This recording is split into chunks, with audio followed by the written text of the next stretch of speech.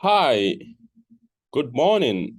Ibrahim here, Ibrahim Dadari, immunization specialist with UNICEF New York HQ, focal point for our global urban immunization program. It's my pleasure to briefly reflect at this satellite event at the 7th Global Symposium on Health System Research on this World Cities Day, which is today in Bogota.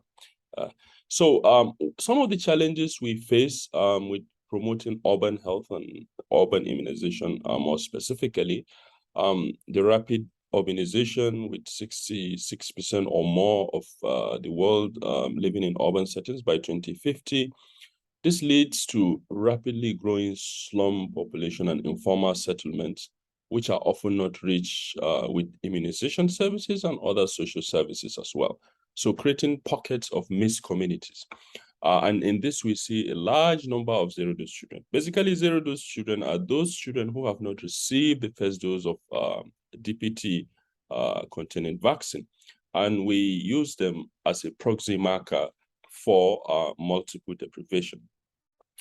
While this rapid urbanization, stakeholders, including governments, haven't really factored this into policy formulation, resource allocation, as well as prioritization. And often what we see is that alliances within and across governments is limited, as well as across stakeholders. And coordination is a challenge, particularly that these urban settings often transcend the traditional bodies within the countries. UNICEF has focused on urban immunization and urban health generally, being a co-chair of the Equity Reference Group for Immunization, which identified 4 priority areas to advance immunization coverage and equity. Urban immunization is one of them. So we have a focus on urban immunization as well. UNICEF helped with other partners to establish the Urban Immunization Working Group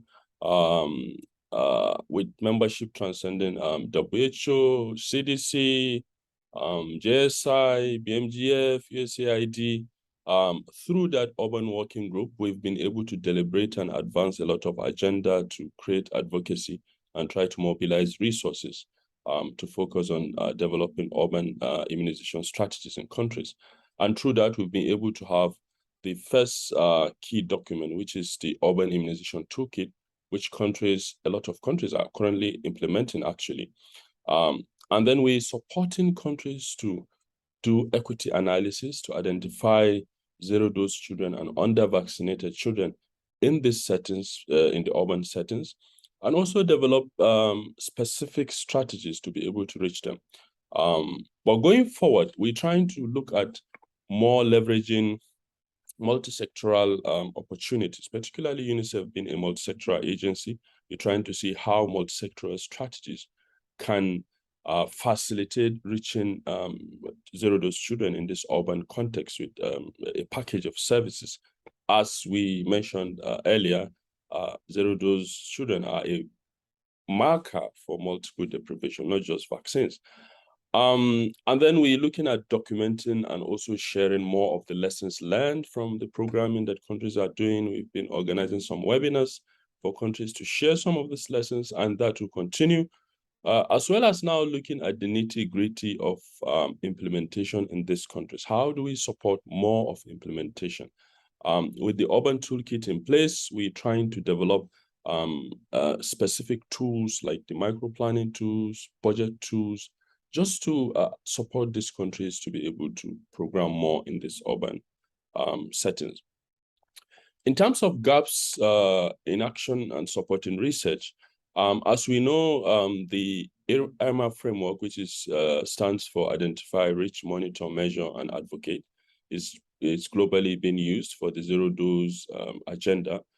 So we see that identifying zero-dose children in urban settings still is a challenge, particularly since these urban settings don't conform to specific subnational geographic boundaries. So it's often difficult, but that is an area to prioritize. How do we estimate the number of zero-dose children or under-vaccinated and mixed communities within this urban settlement and be able to quantify it more precisely? Because that will help programming and intervention going forward. Policies often are not factoring the unique issues posed by immunization and PHC implementation in this setting. So that is another area of research. And then how do we tailor our research to address the peculiarities of programming within these urban settings? There are specific strategies like using the private sector, the private service providers, or through the chain or the might of the private sector within the urban settings. How can that be leveraged? Using civil society, faith-based organizations. So those are some of the research areas as well. But also very interesting is in these urban settings, we have a lot of informal and illegal settlements, and often governments do not recognize some of this. How is programming happening in this informal settlement, and how do we navigate around those? So those are some of the interesting research areas that we think could be prioritized. In terms of joining or expanding communities of practice, currently the urban immunization is one of the thematic areas in the zero dose community of practice, which is basically primarily to advance the zero dose agenda.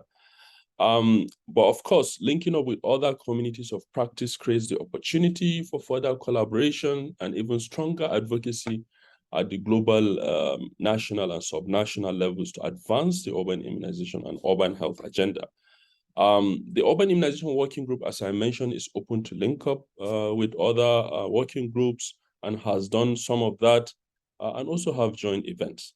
But often one of the things we face is constraint in resources and funding to be able to do a lot of the ambitious things we're trying to do. Thank you so much, and it's my pleasure to have this discourse. Bye.